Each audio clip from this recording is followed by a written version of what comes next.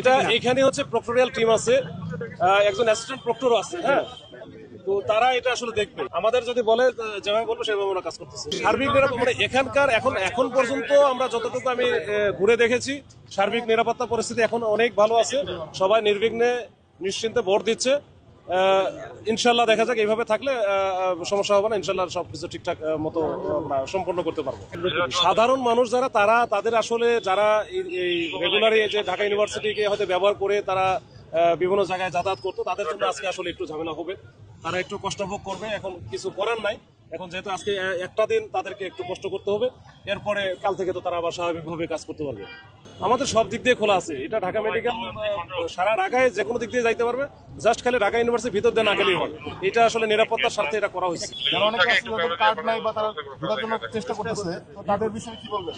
যারা কার্ড নাই তারা ঢোকার চেষ্টা করে তো ঢুকতে দেবে।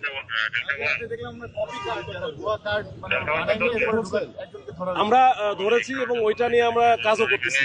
এটা আসলে কোথায় থেকে কেন আসলে, কোনো উদ্দেশ্য, অন্য কোনো উদ্দেশ্য আছে কিনা, বিশেষ কোনো স্বার্থন্বেষী মহলের পক্ষে কাজ করতেছে কিনা, এগুলো আমরা যাচাই বাছাই করতেছি। ঠিক আছে, 2জন পাইছি।